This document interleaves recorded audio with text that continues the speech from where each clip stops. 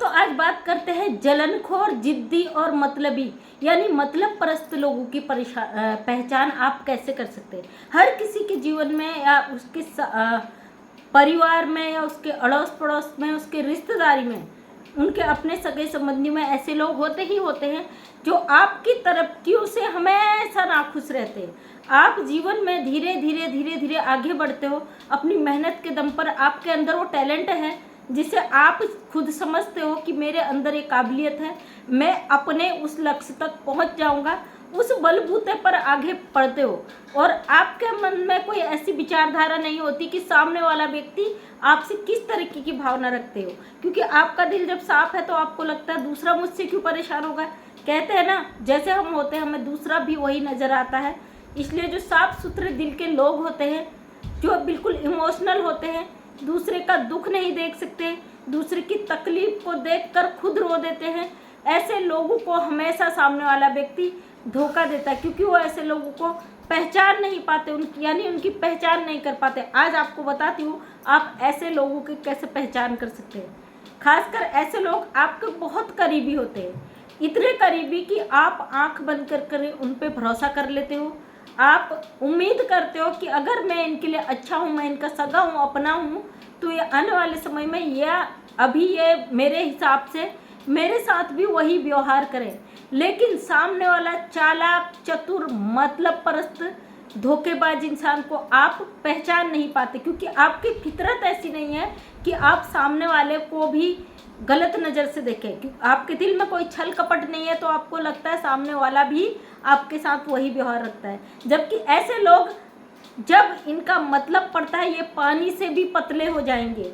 आपके साथ मीठी मीठी चिकनी चुपड़ी बातें करके, आपके इमोशनल से खेल के, आपके भावनाओं को पिघला करके, आपके जज्बात को करके आपको मजबूर कर देंगे कि आप परेशानी के समय में इन लोगों का साथ दें, आप इनके हर दर्द को समझें, हर दुख को समझें। और जैसे ही उनका मतलब निकल गया तो आपको दूध में पड़ी मक्खी की तरफ फेंक कर वो सट से निकल लेते हैं। फिर आपको पछतावा होता है कि फला व्यक्ति ने मेरे साथ ऐसा किया और मैंने उसके साथ ये व्यवहार किया। लेकिन आप फिर सिचुएशन से जैसे ही सुधरते हो, थोड़ी सी अपनी उस स्थिति को भूल जाते हो, कुछ समय, 2 महीने, 4 महीने, 6 महीने, जब उस व्यक्ति को दोबारा परेशानी पड़ती है तो फिर से वो अपना जाल बुनना शुरू कर देता है। फिर से आपके साथ वही इमोशन कार्ड खेलता है, आपकी भावनाओं के साथ खेलता है, आपको हर वो कोशिश करता है, क्योंकि उसे आपकी कमजोरी पता है, आप किस चीज़ से पिघल सकते हो, कहाँ पर वो आपकी कमजोर नस को दबा सकता है।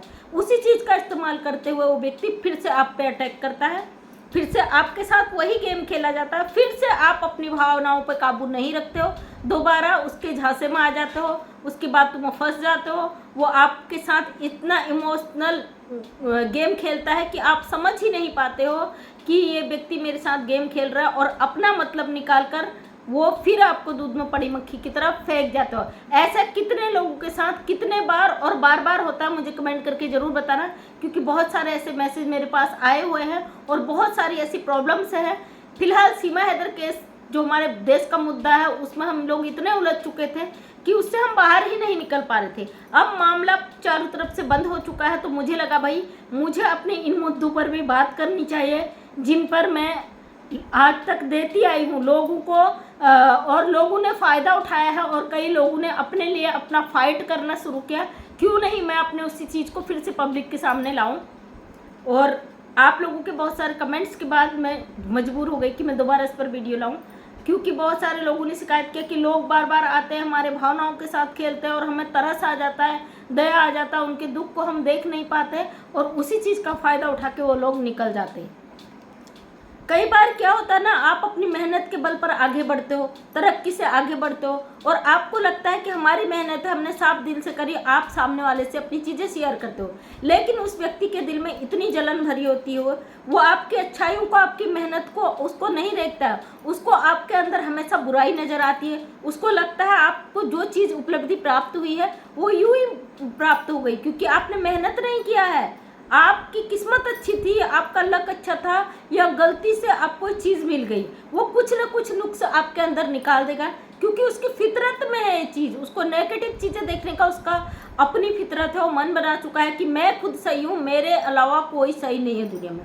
अपने आप को सर्वश्रेष्ठ मानने के लिए वो हमेशा आपको नीचा गिराएगा, क्योंकि वो आपकी बराबरी, आपसे ऊपर तो जा नहीं सकता है, लेकिन वो आपसे नीचे भी नहीं जाना चाहता। उसके लिए वो पूरा जद्दोजहद करता है कि उसके लिए वो आपको गिरा दे, ताकि उसकी बराबरी आप न कर सको। ऐसे लोग हमेशा आपके घर में, आपके परिवार में, आपके रिश्तेदारी में, आपके पड़ोस में आपको मिल जाएंगे।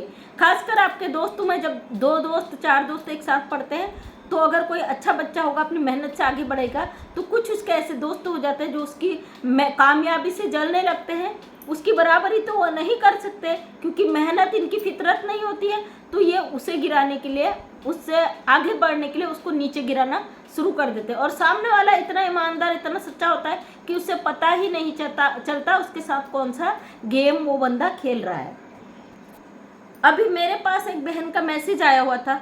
उन्होंने कहा, दीदी मैंने अपने घर में कोई ऐसी चीज़ बनाई अपने मेहनत से, क्योंकि मैं काफ़ी सालों से पैसा बचा बचा करके कोई चीज़ जोड़ने की सोच रही थी, और मैंने वो चीज़ फाइनली जोड़ ली। और वो चीज़ जोड़कर मेरी रिश्तेदारी में कुछ मेरे ऐसे लोग थे जिनको मैं अपना समझती थी। मेरे बच्चों ने व्हाट्सएप, आजकल होता है ना ऑनलाइन सब लोग सिस्टम चलाते हैं, तो बच्चों ने गलती से वो चीज़ रिश्तेदारी में सेंड कर दी, और सेंड ऐसी जगह सेंड की जिन पे उनको भरोसा था कि हमारे बिल्कुल ख़ास हैं। तो वो बंदी ने उस चीज़ का उसे जवाब नहीं दिया, क्योंकि जब कोई व्यक्ति अच्छा काम करता है और हमेशा अगर वो हमारी साथ चीज़ें शेयर करता है, तो हमें हमेशा उसे मोटिवेट करना चाहिए, उसकी थोड़ी तारीफ़ कर देनी चाहिए कि भैया आपने अपनी मेहनत से किया, बहुत अच्छा, आप इसी तरीके से जीवन में तरक्की करो। क्योंकि अगर हम किसी को अच्छी दुआएं देता है, तो ऊपर वाला भी हमें लौट कर 2 गुना उसका फल देता है। लेकिन क्या हुआ, उस बंदी के जो रिलेशन वाले थे, उन्होंने उसका रिप्लाई नहीं दिया।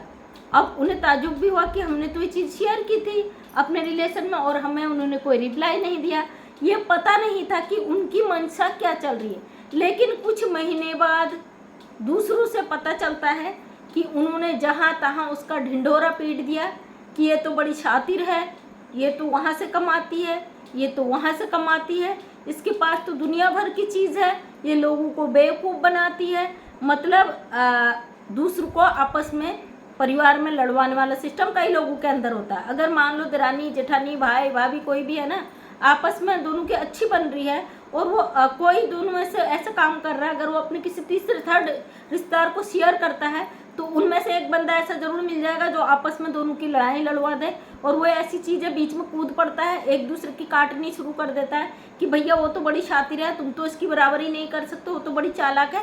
इस तरीके से आपस में मतभेदों को पैदा करवा देता है। यही स्थिति वहाँ पे आई। उन बहन ने मुझसे शेयर करा, तो मुझे लगा कि मुझे भी आपके साथ शेयर करना चाहिए, क्योंकि ऐसे बहुत से महिलाओं के मुझे कमेंट आते हैं, मैसेज आते हैं और कॉल्स आते हैं कि दीदी हम बड़ी परेशानियों से गुजर रहे हैं, और ऊपर वाले की कृपा से मेरे कई वीडियो से और मेरे सलाह से उनकी प्रॉब्लम ख़त्म भी हुई है। इसीलिए आप लोगों के बीच वीडियो लेके आती हूँ कि ताकि अगर आप इस सिचुएशन से गुजर रहे हो तो इससे सावधान रहें, क्योंकि जिद्दी, मतलब परस्त, मतलबी लोग किस तरीके से आपका इस्तेमाल कर दे किसी को पता नहीं होता है। ये इस तरीके से आपकी ज़िंदगी में घुस जाएंगे, आपके बिल्कुल सके चाहने वाले इतना प्यार आपसे जताएंगे कि आपके अंदर खाने की पूरी जानकारी ले लेंगे। आप अपना पूरा कलेजा खोलकर उनके आगे बिछा दोगे कि भाई ये हमारे सगे, हमारे अपने हैं, हमारे बिल्कुल क्लोज हैं, ये हमारी खुशियों से खुश होंगे। लेकिन ऐसा बिल्कुल भी नहीं है। कभी कभी क्या होता है, आप जिसको ज़्यादा क्लोज समझते हो ना, वो इतने लालची मतलबी लोग होते हैं, वही आपका उल्टा चाहते हैं, वही आपका दूसरी जगह वो करेंगे। तो वो बहन ने मुझे शेयर किया कि मैंने कुछ ऐसा किया था, और मेरे बच्चों ने जब उनसे शेयर की, हमें तो वहाँ से रिस्पॉन्स नहीं आया, लेकिन बाद में रिश्तेदारी से पता चला कि उन्होंने जहाँ तहाँ ढिंडोरा पीट दिया कि भैया ये ऐसी है, ये इस तरीके से बचाती है। अब इसमें कोई बुराई वाली बात तो थी नहीं, वो बहन मेहनत कर रही थी, उन्होंने अपनी कमाई से कुछ जोड़ लिया, तो इसमें बुराई क्या था। लेकिन कभी भी आप लोगों को पहचानना सीखें। जो लोग स्वार्थी, मतलबी, जिद्दी होगा तो आपकी चीज़ों को उतना वैल्यू नहीं देगा, या फिर आपको मिश्री से भी मीठा मीठा बोलेगा, आप उसको समझ नहीं पाओगे, और समय आते ही वो आपके ऊपर मिश्री नमक की तरह उड़ेल देगा। कब वो मिश्री आपके नमक में उसने बदल दिया और उसका आपका खाने का स्वाद चेंज कर दिया, यानी आपके जीवन में परेशानियां ला के रख दिया, आपको समझ में नहीं आएगा। ऐसे लोग बहुत ही शातिर, बहुत ही मतलबी, बहुत ही जलनखोर, बहुत ही जिद्दी और अपनी जिद को पूरा करने के लिए, अपने आप को ऊंचा दिखाने के लिए हमेशा आपको नीचा गिराने की तलाश में रहते हैं। जब भी उन्हें मौका मिलेगा तभी आपको नीचे गिरा देंगे, पब्लिक के बीच में आपको नीचा गिरा देंगे। जहाँ पे 10 लोग खड़े होंगे वहाँ पे आपकी बेइज्जती कर देंगे। अपने, हालांकि वो खुद जानता है कि वो सर्वश्रेष्ठ नहीं है, अपने आप को ऊंचा दिखाने के लिए आपको नीचा बता रहा है। दुनिया ये समझती कि वो व्यक्ति इतना वो नहीं है, वो खुद अगर इस तरीके की हरकत कर रहा हो बहुत घटिया और गिरा हुआ इंसान है, लेकिन वो व्यक्ति एक्सेप्ट करने को तैयार नहीं होता, हमेशा आपको नीचे गिराने के लिए वो तैयार रहता है। तो दोस्तों, किस किस के जीवन में ऐसे लोग हैं मुझे कमेंट करके बताइए, और कौन कौन इस सिचुएशन से गुजरा मुझे ज़रूर कमेंट करके बताइए, क्योंकि यह स्थिति बहुत सारे लोगों की, और बहुत सारे लोग इस चीज़ से निकल भी चुके हैं। बहुत से लोग समझ चुके हैं कि हमारे इर्द गिर्द इस तरीके के लोग होते हैं, लेकिन कुछ लोग होते हैं इमोशनल होते हैं और वो बार बार ऐसे चक्रव्यूह में फंस जाते हैं। तो आप में से कौन कौन इसमें फंसा मुझे ज़रूर बताएगा, और अपनी अपनी समस्याओं को लेकर मेरे पास ज़रूर आएगा, क्योंकि अब मैं डेली एक वीडियो मोटिवेशनल का लाऊंगी, ये आप लोगों से वादा है। तो थैंक यू सो मच। मैं मंजू विश्वकर्मा हल्द्वानी उत्तराखंड से छोटी सी समाज सेवक को अपने वीडियो के माध्यम से हमेशा सच सामने लाने की कोशिश करती हूँ। उम्मीद करती हूँ वीडियो पसंद आया होगा। अगर पसंद आया तो लाइक शेयर कमेंट करें।